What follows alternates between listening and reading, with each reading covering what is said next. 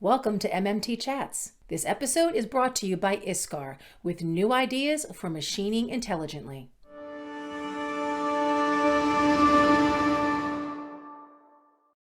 Hey MMT followers, I'm Christina Fuges, back with another MMT Chat. My guest today is Adem Talic, who is an apprentice mold maker at Tripar Die and Mold in South Elgin, Illinois. He is one of MoldMaking Technology's 30 under 30 honorees, and he is also in the Army Reserves. I have to call that out. So hi, Adem. So it's really an honor to be appreciated for any work and to be here. Thank you. So why don't you explain a little bit about what your current position is and what your job function is every day? I'm beck and call, ready to do what's necessary. So why don't you give us and give the viewers a little snapshot of your journey here, like your background, like and your education, and what led you to not just manufacturing, but even led to mold making and to Tripar.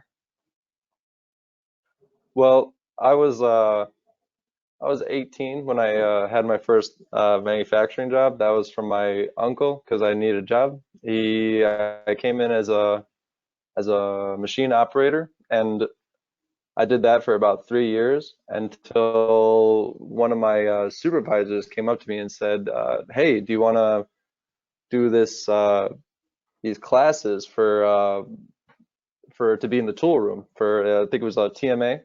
Yep. The problem is when I was doing the schooling, I couldn't apply it to anything that I was doing my job at the time.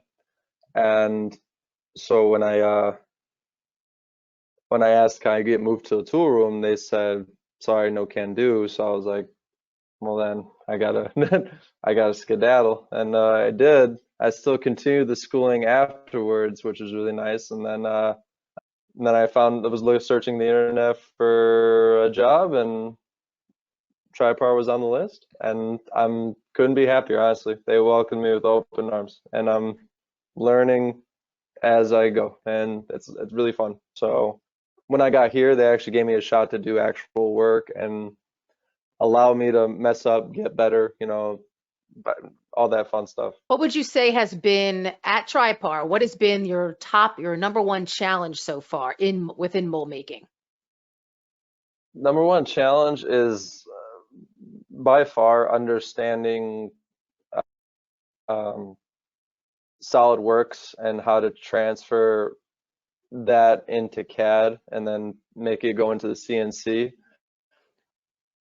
I'd done it like a handful of times with like an engraving programs, but I think that's as far as I got as far as that goes. I would love to learn more, but that has been the hardest thing so far. Is there one aspect of the mold making operation that you like the best or find fascinating? I love CNC programming. That is fun. Is there a particular project that you've been able to be a part of, a Tripar mold project that you found rewarding, and what was your role on that project? We had rush molds coming in that we had to stay on top of and get them out for, I think, test files for medical, and to know that I actually I was like a part of actually helping the general community was pretty nice and a little rewarding in itself. Sounds like you're challenged a little with the software side, right? It sounds like you like the machining side, but is there even a more specific technology that you've used so far, or maybe you've just seen that just really captures your interest? 3D printing has captured my eye. That is amazing because it can make shapes that I wouldn't even know how to make with the regular machines we have. I've never seen it or heard of it or didn't even know it existed. So wow. That was cool. It was just cool. It was just really cool. All right, so let's talk workforce development. So we talked a little bit about Tripar's culture. I want to talk a little bit. That's mentoring seems to be a big word in the industry right now when it comes to training and culture. It's not just like showing somebody how to do something. it's more of this mentoring relationship, and it's a really effective way of getting the the more seasoned generation to learn from the younger, and vice versa.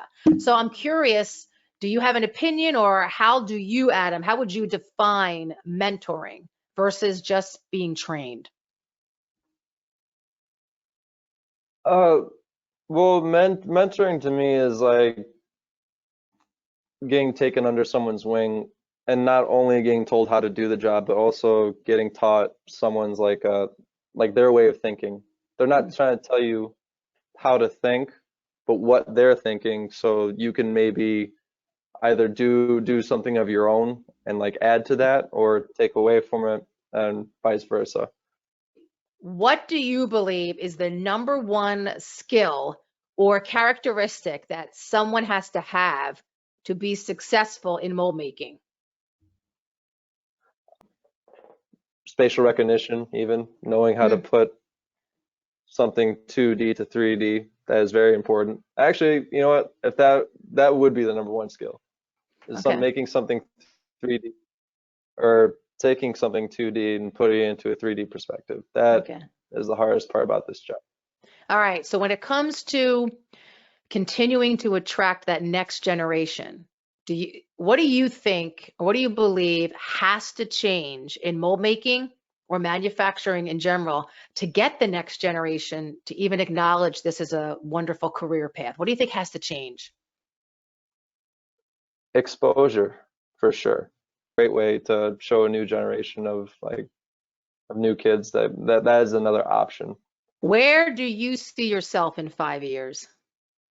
Oh man, that's a great question. I still see myself doing this, but I also like music. I don't know. Music and mold making. There you go. Yeah, Tie the right. two together. So I hope to, again, as far as mold making goes, and I would like to see myself in like a more responsible position, at least handling the more critical jobs, or maybe even foreman. That'd be fantastic in the next 5 years. You say you like music. You play an instrument? You in a band? What's going on there? Out of curiosity. Yeah, I play a little bit of drums. Nice. I can't say I'm that good, but I love it to death. My dream is to make at least one album one day. That's it. Now, well, what kind of music do you play drums to? Is it rock? What is it? Is it jazz? What? Heavy metal. Heavy metal. All right. See, we should be able to tie heavy metal and mold making together. There's something there. Yeah, right? There's something there. Thank you. Good luck with I'm sure we'll stay in touch. It'd be great to follow you and see how you progress in your career within mold making. And to everyone out there watching, remember, for everything mold making, visit moldmakingtechnology.com. Stay safe and healthy, and more importantly, stay informed and stay inspired.